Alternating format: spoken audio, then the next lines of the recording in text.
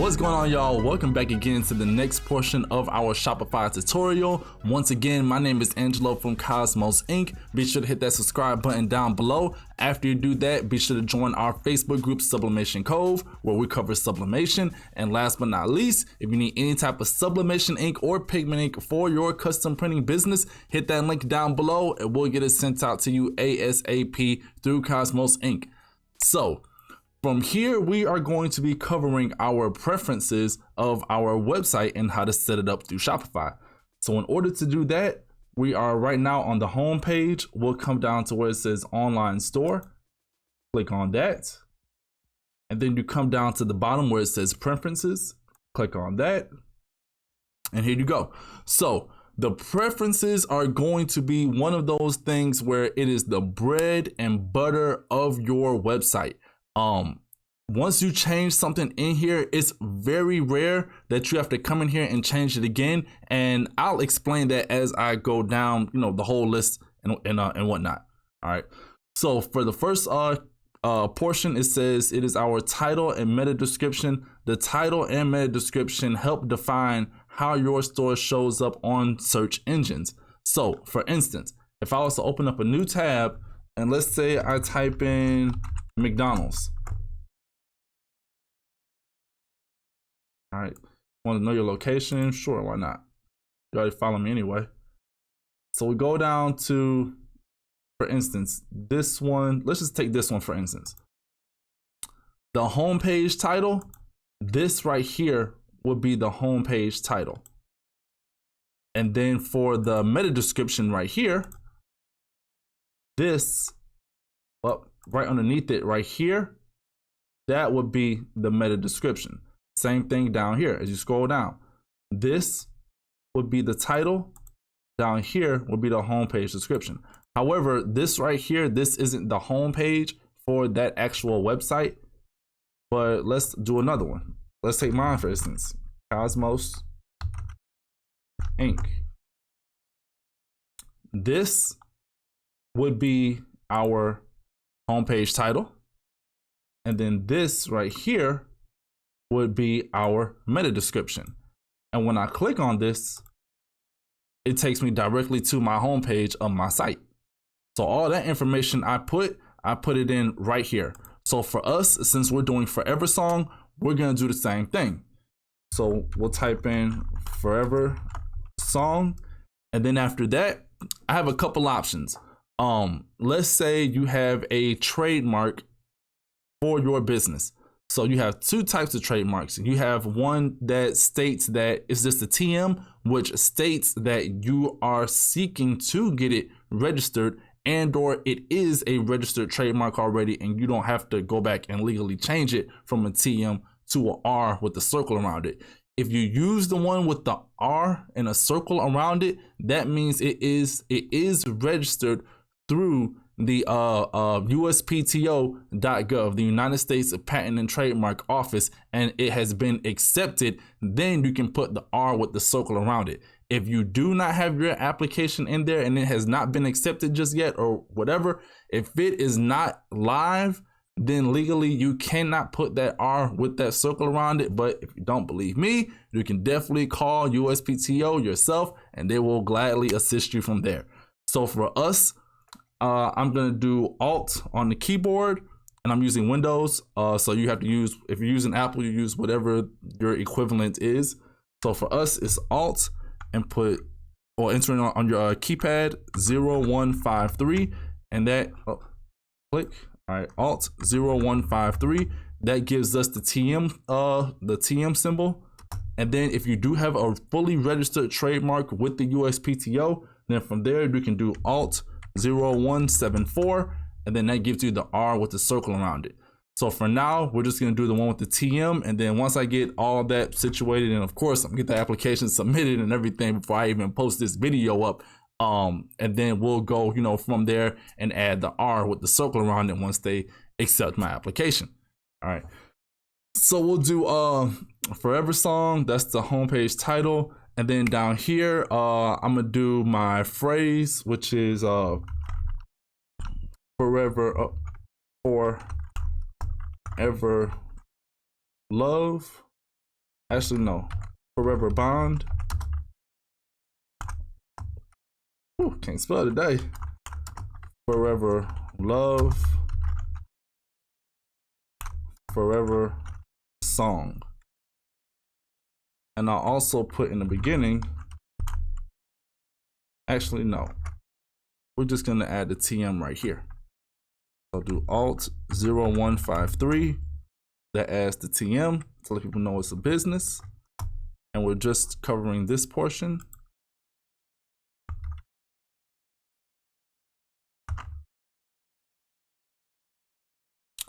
And then after that, actually, we can just delete that, it don't matter.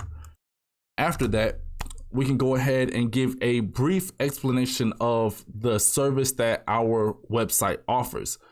So for this pretty much this ongoing project, I'm going to be doing making portraits or getting photographs from people when they were doing their first dance at their wedding, whether it's the first dance or when they said their vows, when they took their pictures outside, just whatever.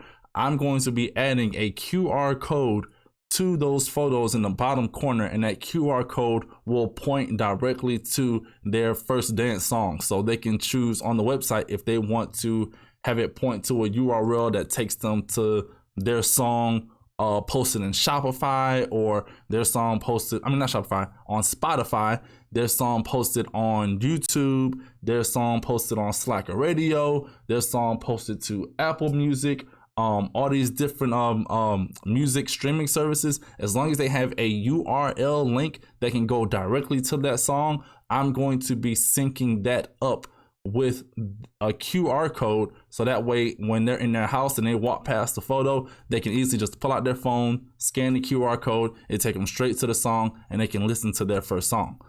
So I'm going to try to explain that on here as much as possible. I'm not going to go too far in depth with it. Of course, that's something that takes time and planning, and that's something that I can do off camera. So I can just put in scannable QR code on your wedding photos. Is that scannable QR code on your Q?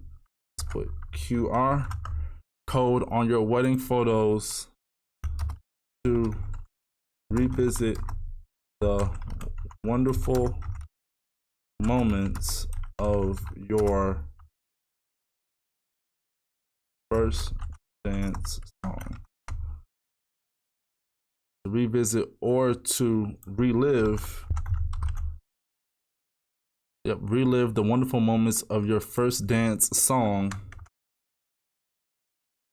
anywhere.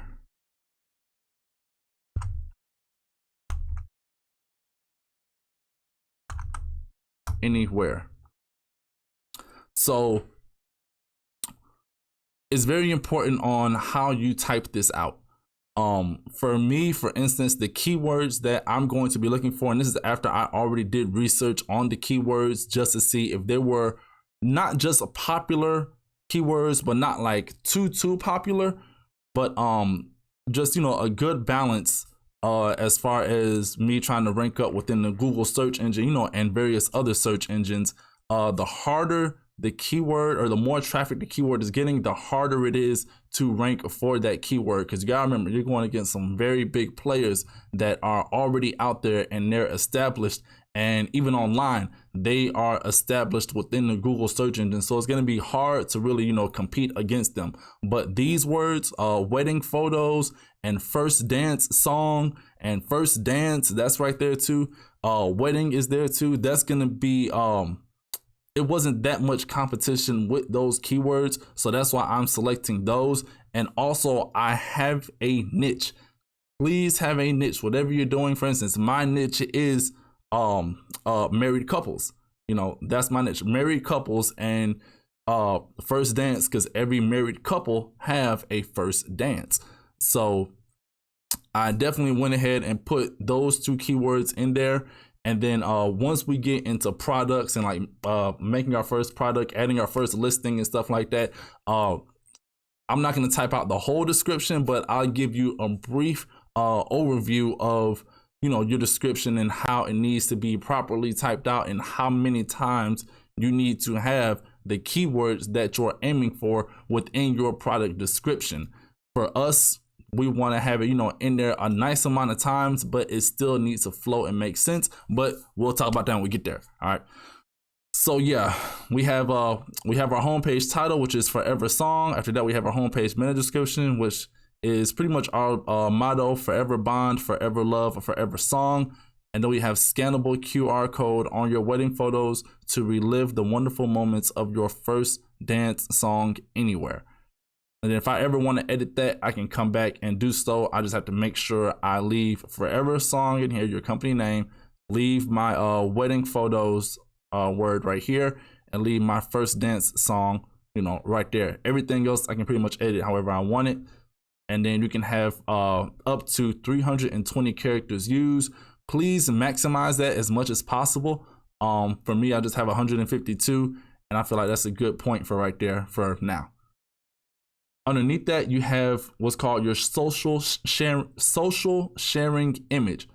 And this pretty much states when you share a link to your store on social media, an image is usually shown in your post. This one will be used if another relevant image can't be found. So your image right here, and it says the recommended size is 1200 by 628 pixels. I recommend doing that. And for your image that goes right here, I also recommend putting your company logo. I don't have a logo just yet. However, that is going to change more than likely before I even finish this Shopify series. All right. And then when I do have it, I'm going to be adding my logo right here. And then after that, you don't have to touch anything over here. Pretty much what this does is, let's say you post up your homepage. You copy a link for your homepage and post it up on Facebook or on anywhere else that'll show the actual page. As soon as you post that link, it's going to show, for instance, my homepage. It should show this homepage title will be right here for page title. And then for homepage meta description, this description right here will pop up down here where it says meta description. And then, of course, we're using foreversong.com that we used earlier, that we changed into our primary domain for this website. That is going to show up right here. All right. So that will happen with every single link that you use. It will use that page title for that specific link or for that specific page attached to that link. So for instance, if I was to post a link going to, let's say I want to do coffee mugs, all right, custom coffee mugs for foreversong.com. Whatever title I make for that listing, that title is what's going to show up right here. So if I make that title coffee mugs, foreversongs.com, like let's just say, you know, this is it, for example. If I do coffee mugs, and then do this line and put Forever Song, Alt 153, Alt 0153. This would be the page title for that listing of coffee mugs, and that is what will show right here. And then whatever URL that you have up here that goes to those coffee mugs at Forever Songs, coffee mugs dash Forever Song TM, that is what's going to show up right here. That link that goes to this particular product. And then down here for your meta tag description, when you have a product, and yes, we're going to get to that, down at the bottom, you can enter in your meta tag description, and then your meta tag description for coffee mugs will pop up down here. And that's how it will be shown on your link that you post within your website for your social sharing image right here. And then the information that's given right here, that'll show up on Facebook. All right. So let's scroll down some more. Next up, we have two heavy hitters. I'm not gonna say I recommend it. I'm gonna say I require this. All right, that's how heavy this is. You have Google Analytics, and Google Analytics enables you to track the visitors to your store and generate reports that will help you with your marketing. And then underneath that, you have Facebook Pixel. Facebook Pixel tracks customer behavior on your online store. This data improves your marketing abilities, including retargeting ads. Both of these are extremely powerful, and I require that you put these on your Shopify site. All right. When doing Google Analytics, you're gonna have to sign up for what's called Google Console, and I think like something else as well. And also, Google Analytics. But when you get that code for your Google Analytics, you just paste that right here and then you save it. Same thing with your Facebook Pixel. You're gonna sign up for a business fan page through Facebook, and then you can set up your ads. And then when you sign up for that and set up your ads, it's gonna give you a pixel. You copy that pixel and you paste it right in here.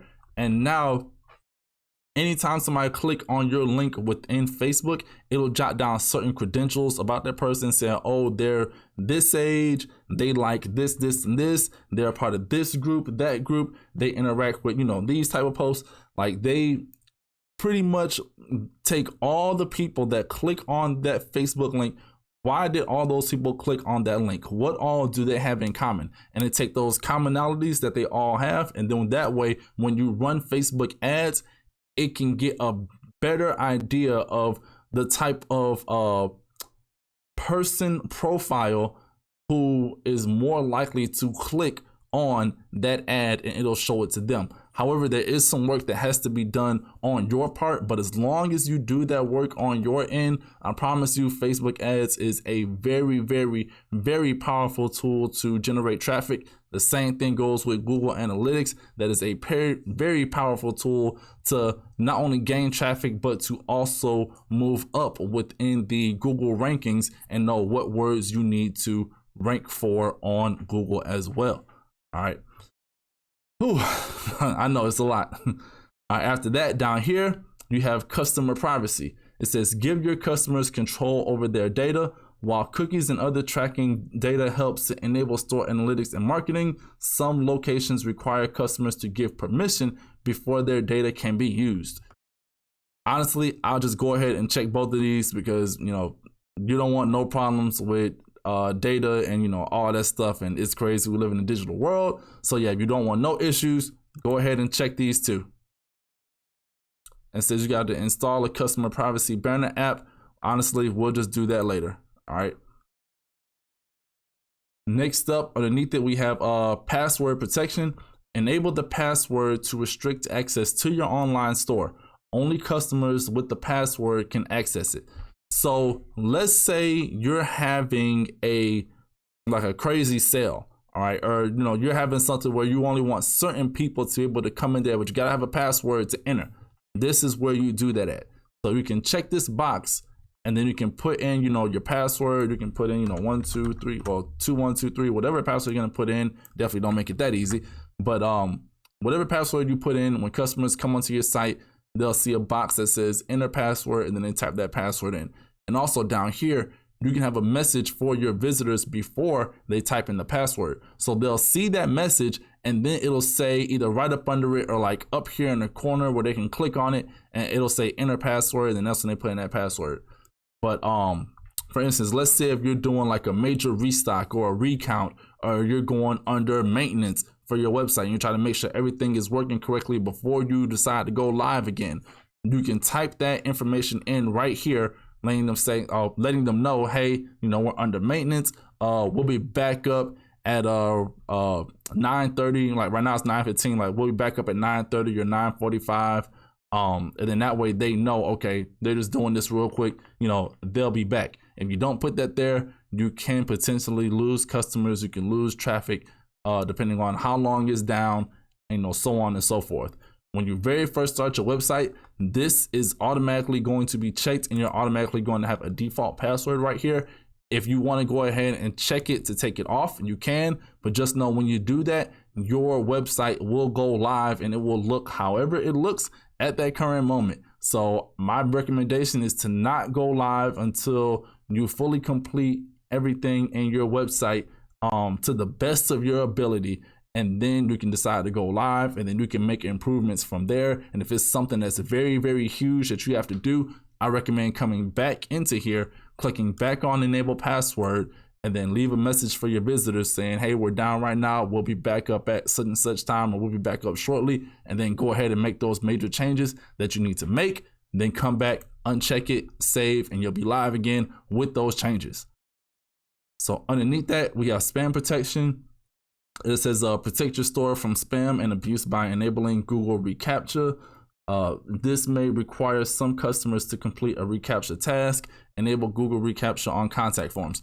So pretty much this is that annoying grid that we see where it say, hey, click on all the pictures that have a bridge until you don't see any bridges anymore. You're just clicking on all these pictures, you know, trying to get it right, and you see a little, just a little sliver of a bridge on one square, and you click on it, and then you don't know, you know, you sweating, you don't know if you messed up or not. But yeah, that's pretty much what this is. All right, so you can be able to enable that on your website, and it stops spam, it stops bots, it stops just all that spyware and stuff like that that's traveling through the internet that's trying to, you know, spam you with stuff and scams and all that craziness. All right, so for us, we're going to go ahead and click back, enable password. We'll do something easy. And of course, I'm gonna change that password, so we're not gonna worry about that at all. So once you hit save, that is it. That was a brief walkthrough. So now we will go back to our home screen up here.